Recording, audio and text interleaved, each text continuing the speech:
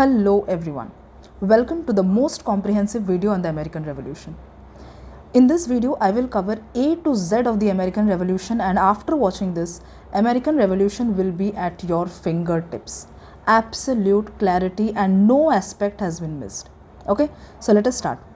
See, when I talk about the American Revolution, in my previous video of French Revolution, I have already explained the meaning of revolution. Okay?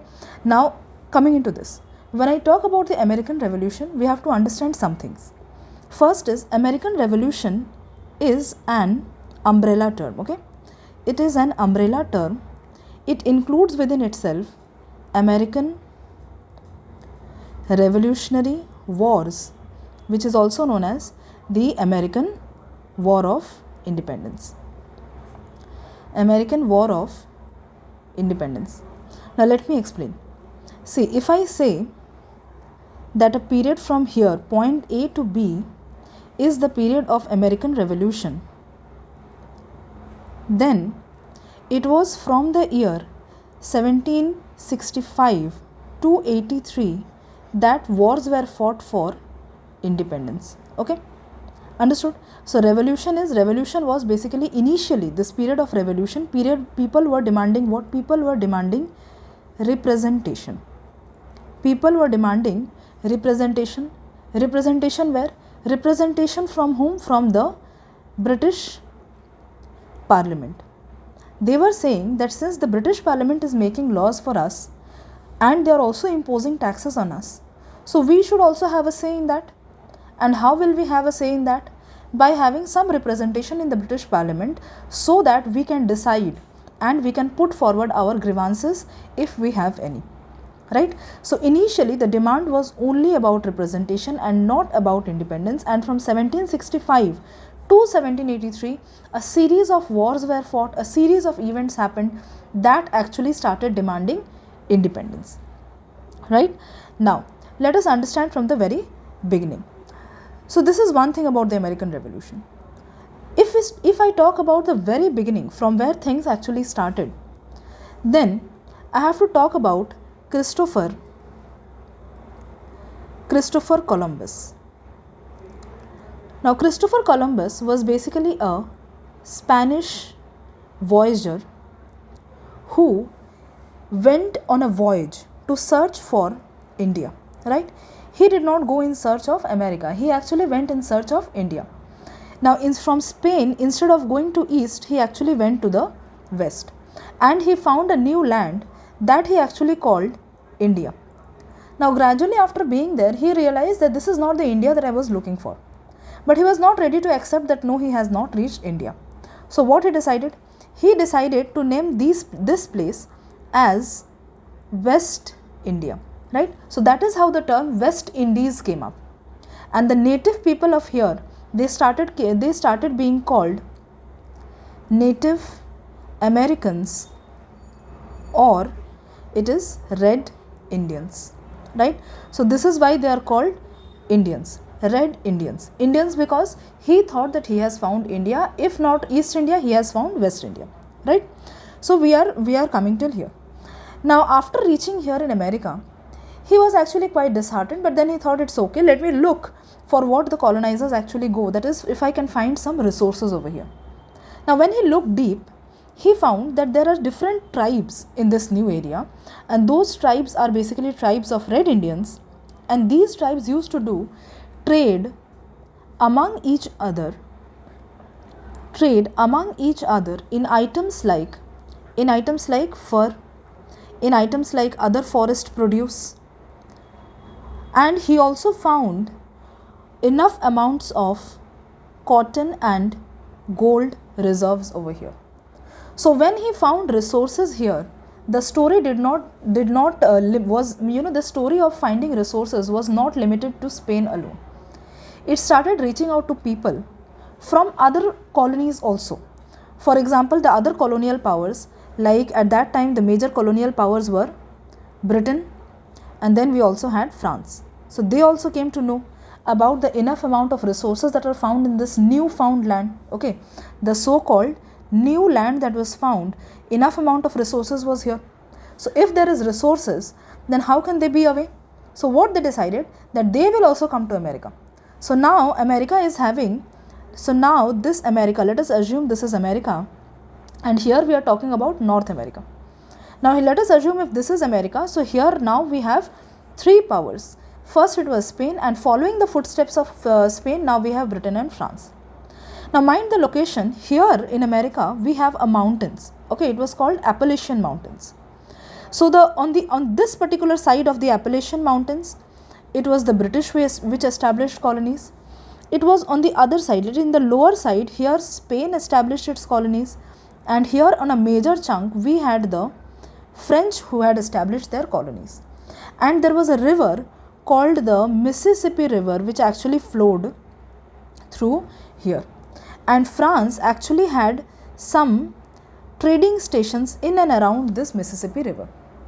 Now from this map you will try to think ki acha France that means has a lot of areas, but that is not true. Okay, it looks like it has a large reserve of area under its control, but that was not true, because even though it had dominance over this much area, still the trading stations that it had was very limited. It was only limited to a few sites in and around the Mississippi River. The rest of the area was actually inhabited by the Red Indians or the Native Americans, and they were quite freely, they used to do trade over here, and the French did not interfere much with them. Okay, and here we had the Britishers. Now this is one aspect of the story. Now things were going very fine, all of this was okay, they were doing, there was a kind of consensus, all of them were existing. But there was a rivalry that was going on between British and the French. They were mortal enemies of each other, and we are talking of what? We are talking about 18th century. That was a high time of a kind of economic philosophy that is called mercantilism. Okay, understand this. We are talking of the 18th century, that was a high period of mercantilism. This mercantilism theory, you have to understand it very well, okay. In order to understand colonialism, you cannot understand it without understanding the theory of mercantilism. It's an economic philosophy that states or that believes that the wealth of the world or the wealth or the resources, actually the resources of the world are limited, right? For example, there is a limited amount of gold on this earth, and if I have to increase the gold that I have to take it away from some other country, right? And whom will they take it from? From the countries who will not be able to compete against them. That is the areas whom they will be able to defeat or whom they will be able to colonize. So this is what colonialism is about. Okay, it's about based on the idea of mercantilism. That is, if I have to increase my wealth, resources were seen as wealth. So if I have to increase my wealth, then I have to take it from some other country. I have to establish my monopoly.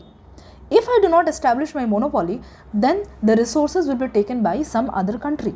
And it becomes dangerous when every country in the world starts thinking so, because if everyone starts believing in this, there definitely is bound to be fights within countries for acquiring more and more resources. That also means for acquiring more and more colonies. This is exactly what was happening between Britain and between France, right? So this, and the opposite idea of mercantilism is actually free trade. Free trade says, okay, that we will discuss in some other video, otherwise it will get kind of confusing. Let us now stick only to the American Revolution. So the 18th century here, it was dominated by the philosophy of mercantilism, and that's why this Britain and France, they were mortal enemies of each other. They were fighting with each other, right? So when they were fighting with each other, this fight was not limited to Britain and France in America. It's like in America only, because Britain had colonies in other continents also. France also had colonies in other continents. That's why the fight that started in America spread to several other countries across the globe, and this war lasted for 7 years, that we call the 7 Years' War, right? That is known as the 7 Years' War, which lasted from 1756 to 63. Understood? 1756 to 63, and I told you American Revolution started from 1765. So definitely there were some links of the American Revolution with the 7 Years' War. Understood? I hope till now whatever I have said is clear. Now we are tracing from the 7 Years' War. So till now what I said, Britain and France, they fought a war with each other. Why? Because they both believed in the idea of mercantilism, which was a dominant idea in the 18th century. This war that they fought lasted for 7 years, and it was not limited to America alone. It started because of acquiring colonies or because of areas in America, but it was not limited to America alone, because they had their colonies throughout the globe, and in every area where they had colonies, mutual colonies, and they existed together, there they also fought. So 7 years war was a global war which started because of the question of America. Okay, and definitely if the American Revolution started from 1765 and the 7 years war lasted from 1756 to 63, that means the roots of the American Revolution lies in the 7 years war. Clear? Now, in this 7 years war, what happened was, both the countries, that is both Britain and France, they faced huge financial losses. They faced huge financial losses. In this 7 years war, France actually lost, right? France lost, Britain was victorious. So the America's photo that I had drawn, this image that I had drawn, if this is the Appalachian Mountain and here we have Spain, this entire area of France came under the control of Britain. Okay, so now this came under the control of Britain. Now when this area came under the control of Britain, at that time what happened was, Britain actually realized that in the 7 years war, since I have spent so much, so heavily I have spent, I have had lot of financial losses which I need to recover. And every colonizer has his colonies only so that he can exploit the colonies. Okay, it is always for the benefit of the mother country. Whatever is done in the colonies is always for the benefit of the mother country. So what it decided? It decided to impose taxes, various illegitimate, unreasonable taxes and unreasonable demands that it started to imposing on the colonies, and then people started revolting. Got it? And that's why I am saying, initially, because it was about taxes, people said that if you are imposing taxes on us, so we should have representation, we should have a say, so that we can express our discontent in front of you. So that's why they started talking about representation, and gradually the slogan came up, that is, no taxation without representation. No taxation without representation. I hope we are clear till here, right? So this much I hope everything is clear. Now when this thing was going on, there is a slight background that we need to understand. What exactly was the socio-economic condition of America at this point of time? What exactly was the political condition of America at this point of time? Now let us see about the socio-cultural, political and economic background of America at this point of time. At this point of time means around the year 1760s. First let us start with the socio-cultural background. See, when I am talking about this socio-cultural background, the society of America was actually composed of two kinds of people. Okay, it was composed of two kinds or two groups of people. Who were they? First were the colonists, and the second group were the Native Americans. Who were the colonists? Now the colonists were the people, they were white skinned people, okay? They were white people who had escaped persecution that they were facing in their home countries. For example, at this point of time, there was Renaissance and Enlightenment, and this is not something that I am asking you, that is something that I am saying you must go and watch my video on Renaissance and Enlightenment, not just about promoting my video, but it is something that you need to know in order to understand the background of Europe. Okay, the entire developments of Europe that we are studying, they have their roots in Renaissance and Enlightenment. on which I have made a fantastic video, a very clear video. You should go and watch that. Now coming back over here, see, the colonists actually consisted the colonists actually were the white skinned people.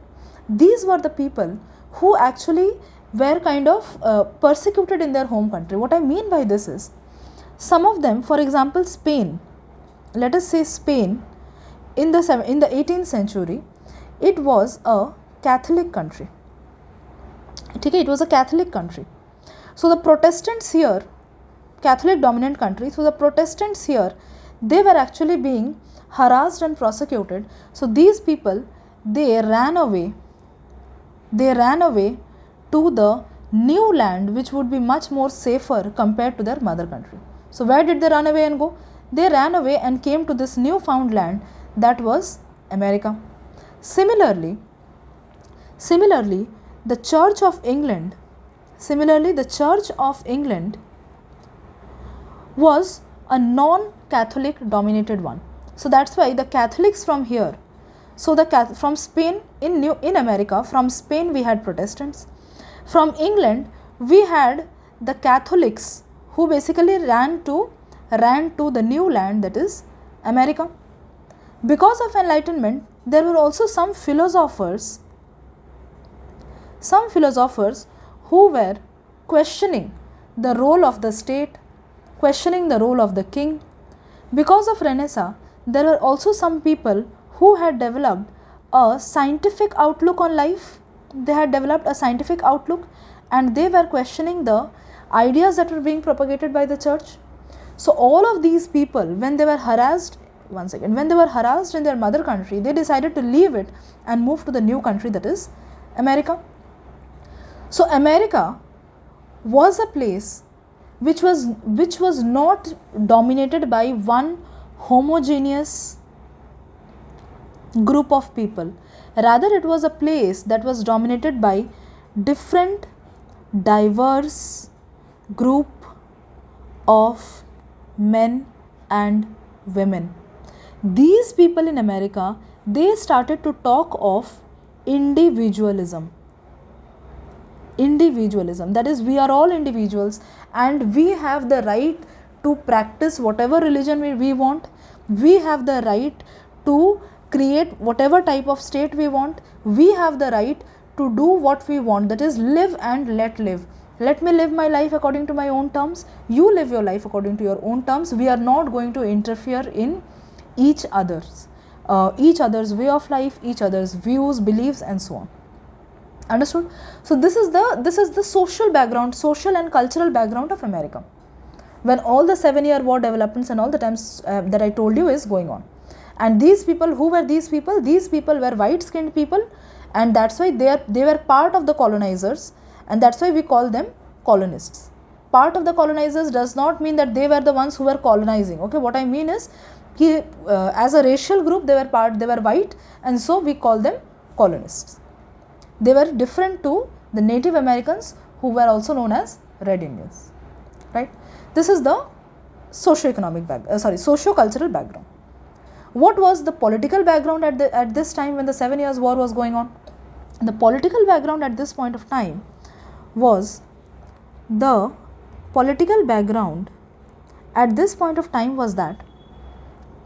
there were 13 colonies of Britain. And why am I saying only Britain now? Because we saw that in the 7 Years War, what happened? 7 Years War, Britain had defeated France, and the areas that were previously dominated by France had actually come under Britain. And Spain had actually helped France in the 7 Years War. That's why Spain's power was also very less. So let us not talk about Spain for the time being. We are only concerned about the colonies of Britain, since the American Revolution happened against Britain. So Britain, after the 7 Years War, it had 13 colonies in total. Each of these 13 colonies had their own government. Each of them, they had their own government with their own assemblies, with their own elected assemblies. But the only thing was, they should not be an issue because they had their own, the members of the assemblies were elected by them only, so they should not have an issue. But the problem was that these assemblies were actually headed by a governor, and this governor, he even had some veto powers, and he was appointed by Britain. He was not one among them. He was actually appointed by Britain. And what he used to do, he used to, after the 7 Years' War, when there was this financial crisis, he actually used to, kind of veto out whatever kind of grievances that these colonial people actually tried to show. If they brought about any bill that actually went against the taxes, he used to reject them. Right? So people got very angry with this thing, and they said that we want representation. This was the political background. And the most important thing over here is the economic background. Why? Because the economic background gave them a sense of being one. The economic background is most important because it gave them a sense of being one. And when they started getting the sense of being one, that we are not 13 colonies, we are actually the same group of people who are having the same oppressors, so why not come together and protest against them? Why not come together and raise our demand against one common colonizer that we have? That came only because of the economic background. That is the economic reason. And what exactly was the economic reason? See, after the 7 Years' War, these people, the colonies, the 13 colonies, actually, they started to do inter-colony trade. Right? They started to do inter-colony trade. That means one colony started doing trade with the other colony. Before this, what they used to do is, before this, they used to trade this. For example, let us assume that this is colony A, this is colony B, this is colony C, this is colony D. So before this, these colonies used to individually trade with Britain. Individually, Britain or Spain or France, basically they used to do individual, they used to do trade. They never used to do trade like this. Among themselves, they never used to do proper, like definitely there must have been some trade, but proper full-fledged trade was not being done. But when this full-fledged trade actually started, this inter-colony trade actually started, at that point of time, they realized they are one people. How? Because among the, I told you about the Appalachian Mountains, and here if we see, among the 13 colonies, some colonies were located in north and some colonies were located in south. Now the colonies that were located in south, these colonies were producers of cotton, that is raw cotton, and there were industries in the northern colonies. So the southern colonies used to provide their raw materials, that is raw cotton, to the northern colonies, and the northern colonies used to process them and make clothes out of them and sell it here to the southern colonies as well as sell it to Britain. So they realized that, see, we can do self-sufficient trade among ourselves, and we can also sell it to Britain or to any other colonial power. And basically wherever there is demand, we can sell that. So instead of being 13 different colonies, it is actually our common interest. We are actually one people. It is our common interest that we need to talk about. So this sense of our came up, whereas in the eyes of Britain, there were still 13 individual colonies, and it viewed them through the eyes of mercantilism, that is to use their resources, whereas they started thinking in terms of our, and they went against the principles of mercantilism. Whenever you start thinking of our instead of me, the mercantilism advocates the theory of me, that is I have to take the resource. If I don't take the resource, then what will happen? Somebody else will take the resource. So it is about me. Opposite of mercantilism is us or our. They started advocating about free trade. American Today, we see it talks about what? Free trade. That is, let demand and supply. Free trade means what? Trade dominated by demand and supply, not by any regulation, any kind of regulation or any kind of act. See, what I'm telling you is very important, very conceptual thing that you need to have in your mind. If you are not clear, please rewatch it and try to get this thing clear in your mind about free trade, about mercantilism, because these are some very fundamental concepts, right? Okay, now moving forward. So this is one economic development that is happening, and these people, they are saying that, see, we don't like whatever kind of taxes and all that you are going to impose. So they collectively started talking about our rights. They started talking about our rights, our our rights. Then they also started saying about our aspirations, our economic freedom.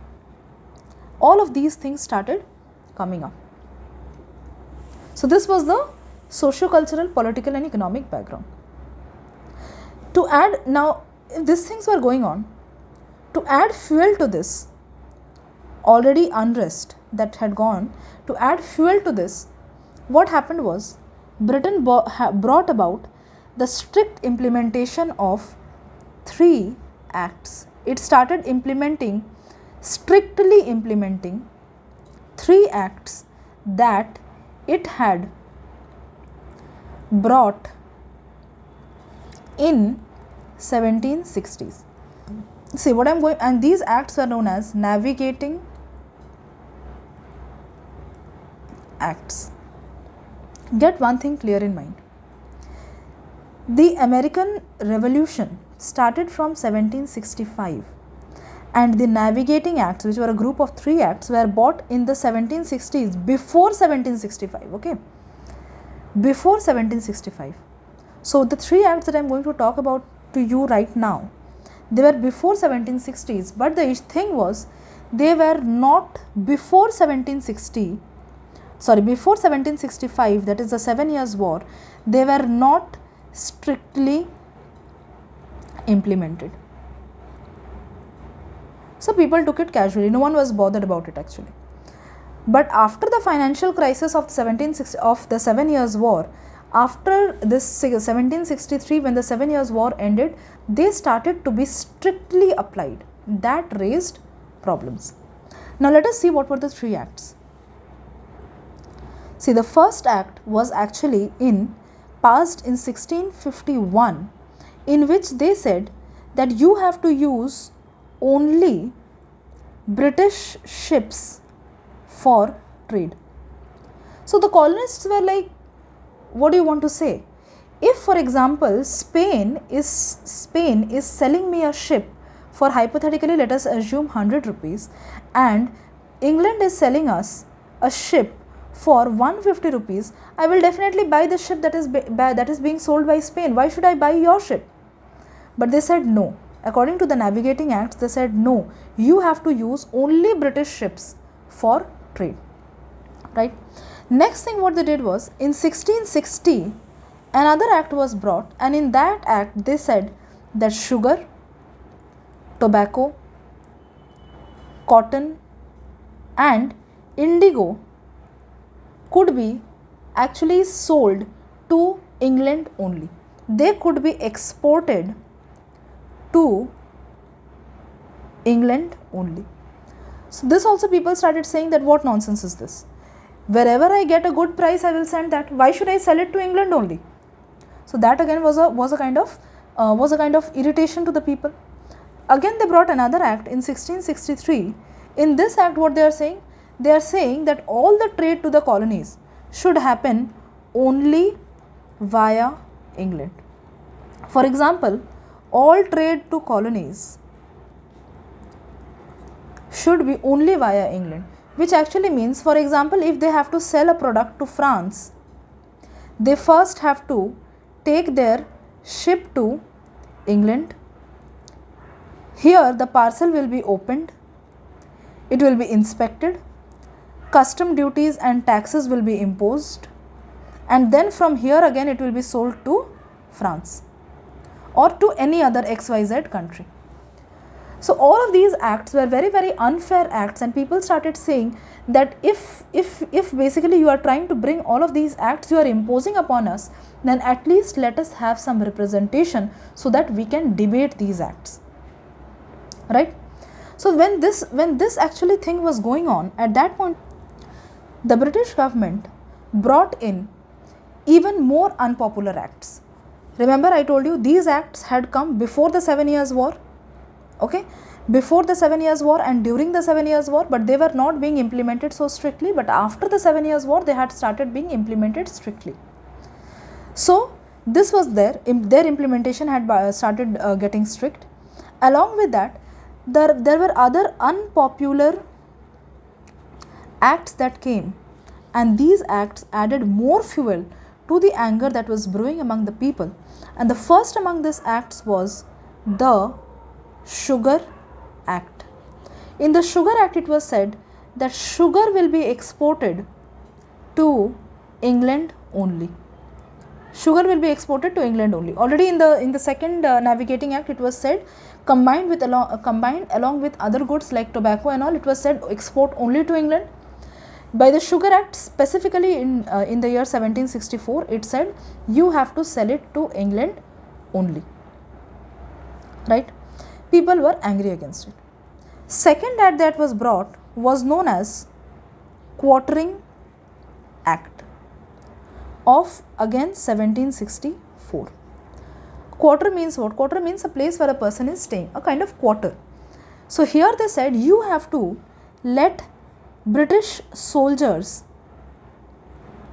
stay in your house or in quarters that you have, and also pay for, and not pay actually, and also supply them with whatever resources they need, because ultimately these people are here for your safety and protection. So people were like, what nonsense is this? I have to keep a soldier in my house just because a soldier is here for my protection. We are already paying taxes, so it is the responsibility of Britain actually to look after these soldiers. I should pay taxes also, I should bear the expense of the soldiers also, I should keep them in my house also. This is very, very unfair. So this again caused anger, and the anger actually got public manifestation in large amounts when another act was brought in that was called the Stamp Act. Right? The Stamp Act, it was brought in the year 1765. That's why I told you American Revolution started in the year 1765. This was the ultimate blow, ultimate nail that tested the patience of the people. And the Stamp Act actually said that every document, mind it, okay, every document, whether legal documents or newspapers or some kind of whatever kind of forms, etc., everything needed to be stamped.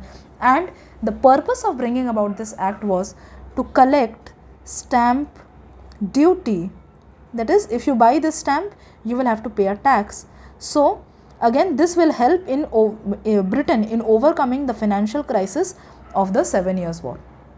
So this infuriated the people, because imagine now even newspapers, the basic things like newspapers, the legal papers of the court, they all started becoming very costly, and people stopped reading newspapers. There are many people who actually stopped reading newspapers. Many people stopped going to the courts. They started settling the matter within by consensus or by mutual agreement or something.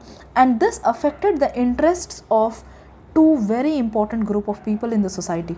One is the journalists and the other one is the lawyers. And generally you don't want to mess with these people, because the journalists have the medium through which they can reach the people, and the lawyers, they know the laws.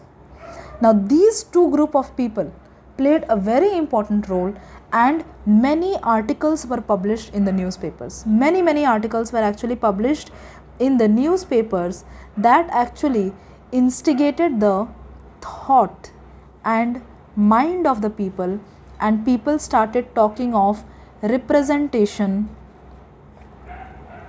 and taxation, that they go hand in hand. One cannot exist without the other, that you cannot tax us without hearing our voice.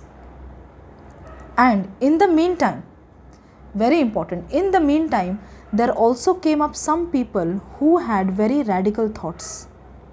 And these articles actually that were being published, these articles and journals in the newspapers, they fueled them. And there were some people with these thoughts who came together and they formed a kind of organization, or you can say a group. That group was known as Sons of Liberty. They called themselves as Sons of Liberty, and the main person behind the Sons of Liberty was a man called Samuel Adams. And this Samuel Adams actually will play a very important role in the Boston Tea Party. Right? So I hope till here we are clear. Now, the Sons of Liberty, it was not just limited to one place. Okay, we remember we are talking about 13 colonies.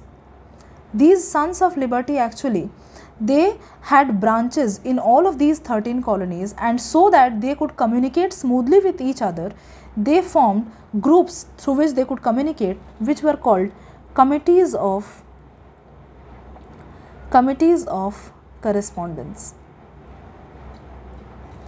They were called committees of correspondence. The main work of these committees was to carry the messages of Sons of Liberty to the 13 colonies. That is the different. For example, in colony 1 there is one group of Sons of Liberty. In colony 2 there is another organization of Sons of Liberty. So at that time, when there was no phone call, when there was no news, when there was no phone call or easy medium of communication, at that point of time, the responsibility of the members of committees of correspondence was to carry on messages to these group of people, to maintain correspondence among these networks. I hope I am clear till now. Now, since so much of protest was going on against this Stamp Act, they as in the British Parliament decided, let us call back this act. Okay, let us call back this act. That is, let us abolish this. Let us abolish the Stamp Act. And in order to abolish the Stamp Act, they brought in the Declaratory Act. The Declaratory Act, and this Declaratory Act declared that we are abolishing the Stamp Act. Declaratory Act was brought in the year 1766. Now the problem was, when this act said that we are calling back, that is, we are taking back the Stamp Act, it also said that for the time being we are taking away the Stamp Act, but we have complete right to impose similar acts in the future. Okay, that we have every right to impose taxes upon the people in the future, and there is no reason to believe that just because we have abolished the Stamp Act, we will not impose taxes in the future. So, in one sense, even though it made the people happy, on the other hand, it also infuriated the people. They were like, what is going on? What exactly is going on? It infuriated the people. And in this background, the British Parliament brought in another act that is called the Townshend Act of 1767. Townshend was actually the finance minister of Britain at that point of time, and he said that I am giving powers to the British officials to search any place or any person without any proper reason. Just on the basis of suspicion, an official can actually search a person or a place and even arrest if required. Secondly, in the same act, it said that what we are going to do is, we are going to impose new taxes, fresh taxes on essential goods like tea, sugar. Sugar, actually it was there earlier also. So it was tea, glass, paint, lead, etc. Right? These were the goods that were required, especially these were the goods that were required to make houses. And they said that along with this, we are abolishing the Assembly of New York because the people of New York were not religiously following the guidelines of the Quartering Act. right? So obviously people will be mad at the Townshend Act, and exactly that is what happened. And there were groups of people who started protesting in front of the Boston office where the British officials used to sit. They actually encircled this Boston office, and they started doing peaceful protests. But while these protesters were protesting against the Townshend Act, there were a group of British soldiers who open fired at these group of men. They fired at this group of men, that is the protesters, and 5 of them died. This is known as the Boston Massacre. This is known as the Boston Massacre. 5 people actually died, and from here the perspective of the people actually started changing, and gradually they started building up this mentality that what we have to do is, we have now things are getting too much, and it's time gradually to get rid of these people. But still this thought was very dormant in the mind of the people. It had still not come in the forefront. Remember, I told you about the Sons of Liberty. They played an active role in putting this idea in the mind of the people that what we actually need is independence. And there were even further course of actions that made this belief in the minds of the people of independence more and more clear. And then when this belief actually started happening, then the American War of Independence started. That's why from 1775 this belief started getting ground, and so we say from 1775 American Revolutionary Wars, that is several wars that were fought on the streets for freedom, that started happening, right? Okay, now moving from this Boston Massacre, while this thing happened, another act was brought in. That was called Tea Act of 1773. In this act they said that since so many people are protesting in Boston and in other places on the taxes that have been imposed on essential items, so they said that okay, we will abolish all of those taxes except the tax on tea. So the tax on tea will remain, and the rest of the taxes we are abolishing. Why tea? Because tea actually was tea first and foremost, it's an addictive item. People generally get addicted to it and they consume it. So even if taxes are there, people will definitely consume tea. And the second is also because the East India Company, actually a major part of the trade of the East India Company was based on tea, right? So okay, just coming back. So this thing happened, and people again started protesting against this also. They said that no, we are not going to pay taxes on tea. And in the meantime, Boston was actually located in a actually in a state called Massachusetts. Okay, Massachusetts, Massachusetts,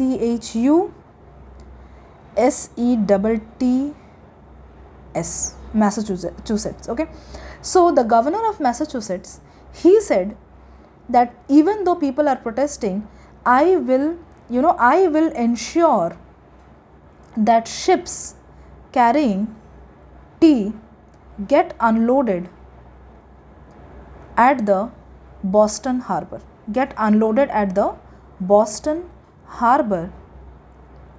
And as a kind of mark of you can say, as a kind of response to this, he said that definitely whatever protests are going on, I will ensure that ships laden with tea get unloaded at the Boston Harbor. And this people of the Sons of Liberty, led by Samuel Adams and Paul Revere, they said that we will make sure that this tea doesn't get unloaded at the Boston Harbor. And what they did was, they actually dressed like Native Americans, and they went to unload. Obviously we need men, right, to load and unload the tea boxes. So they dressed like Native Americans, and they went to the ship to unload the tea boxes, and instead of unloading the tea boxes, what they did was they threw the boxes in the deep sea. So there was a huge loss to Britain. And because this person, that is this Samuel Adams, because Samuel Adams went here, that is in the harbor. Okay, so since Samuel Adams had come with his own party of men, that's why it was known as Boston Tea Party, right? So this is about the Boston Tea Party. And it is said that tea with the present day, if we take out the approximate value of losses, then it would be approximately 1 million pounds of the present day. 1 million pounds of the present day worth of tea was actually thrown into the sea. So already Britain was suffering because of a financial crisis. Now they had even more losses. So this actually infuriated them. And what they did was they brought about a kind of series of acts that were known as Intolerable Acts. Intolerable Acts of 1774. And they said that this incident that has happened at Boston is completely intolerable. And what this act said was they banned any kind of meeting in town halls. They said that all of these rebels, what they are doing is they are going and holding meetings. So we are banning any kind of meeting in town halls, etc.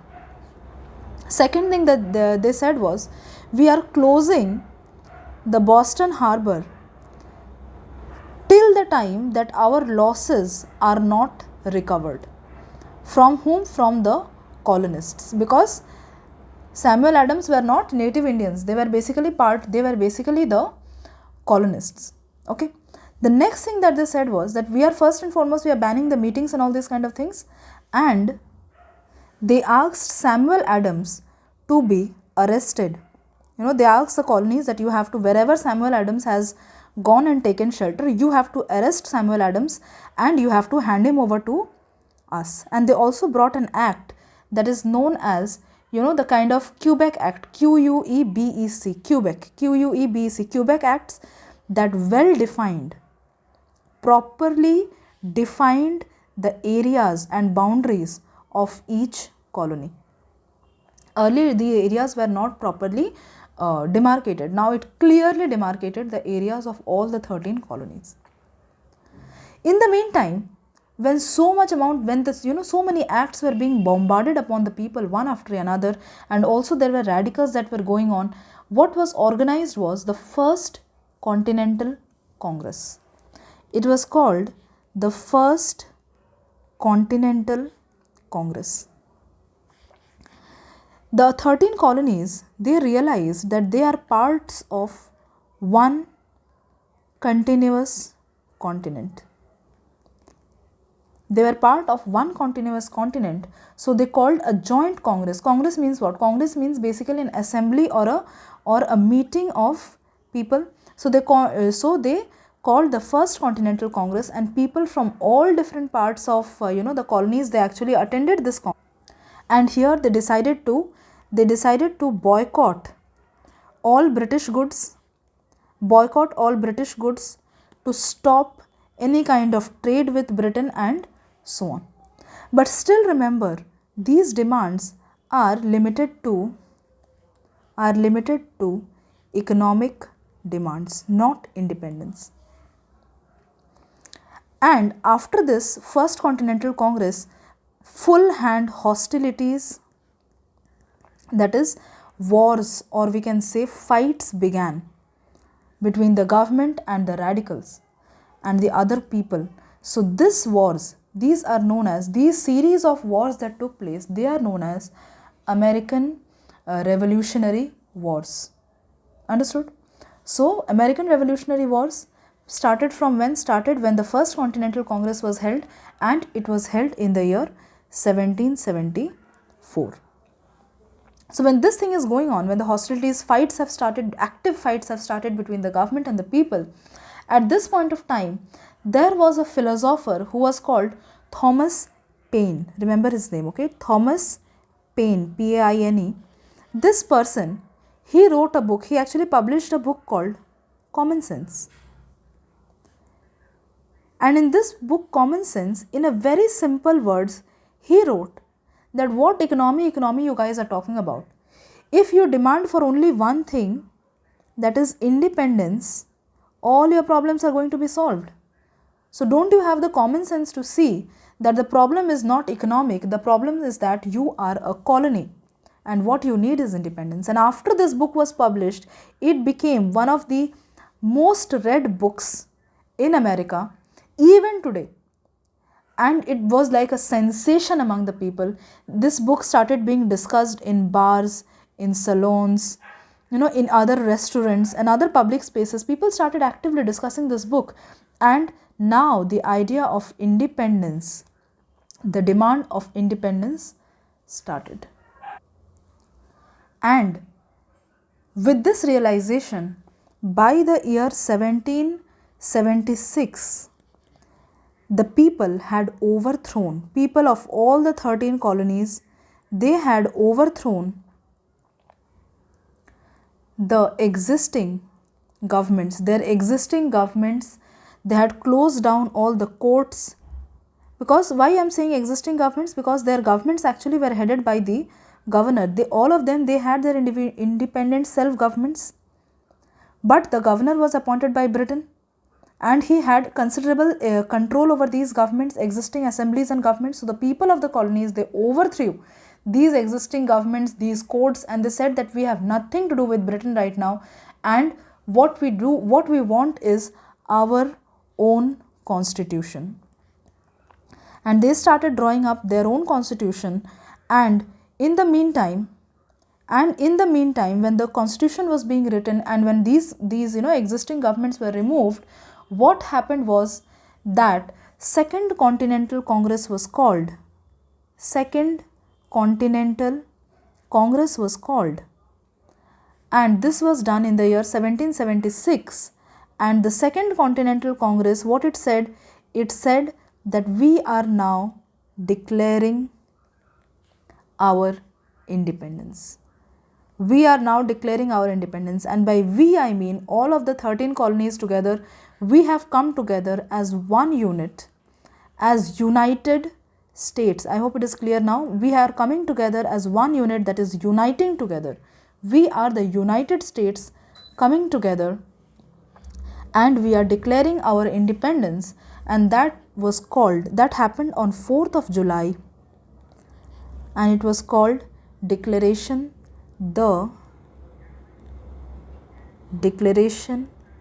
of Independence, and it happened at Philadelphia. And it is said that this Declaration of Independence was actually written by a person called Thomas Jefferson. And this person, Thomas Jefferson, was actually inspired by this writing of John Locke. He was inspired by the writings of John Locke, and so this Declaration of Independence, it talked about certain unalienable rights. Instead, just because a human being is born with certain rights. And what are those rights? The rights are right to life, right to liberty, and right to happiness. This John Locke had actually talked about. John Locke had talked about not happiness, he had said property. But Jefferson actually removed this word property and he said happiness. And he said that people are born with some unalienable rights, that is right to life, right to liberty, and right to happiness. And these are the principles on which the new Constitution of the United States of America will be made. Understood? So this is when we talk about the American Revolution. Several wars and counter wars were going on in the streets, and finally these wars, so this happened when? This happened in the year 1776, and there were a series of wars that were going on, and these wars finally ended in the year 1781. Finally ended in the year 1781 when General Cornwallis This is the same Cornwallis that we will see in context of India. When General Cornwallis, he actually surrendered to these people, to the colonists and the native Indians fighting, when he surrendered to them at Yorktown. And the treaty was signed, that was called the Treaty of Paris of 1783. Now remember, there are several Treaty of Paris. Here we are talking about the Treaty of Paris of 1783. This brought the American War of Independence officially to an end, or the American Revolution officially to an end. But then still the fights will continue. Why? Because civil war will come up. Understood? So this is about the American Revolution. Now very quickly, I know this is a long video, but there are some things that you have to understand in continuity. Now there are two things that I want to say very quickly. First is the significance of the American Revolution. See, if I talk about the significance of the American Revolution, the most important thing is, in the American Revolution, the ideas of enlightenment practically found a kind of what can we say? It practically found implementation. It practically found implementation, because in the 18th century, in a world that was governed by monarchs and kings and colonies, a new country was born. A new country or a new group of states came together, and they decided to form a government that will be elected by the people, that will be responsible to the people, where taxes will be imposed based on debates and discussions and consensus. So the people over there, because they were, as I told you in the very beginning, because they were a diverse group of people living in that particular land, they all said that there will be individual liberty, there will be peace, there will be freedom. Everyone can do what they want to do without interfering or infringing upon the rights of the other person. So the ideas of enlightenment for the first time got practical implementation. Second most important thing was, a state had now come up that was mass based and not leader based. Mass based and not leader based. And also the nation that had come up was anti-imperialistic,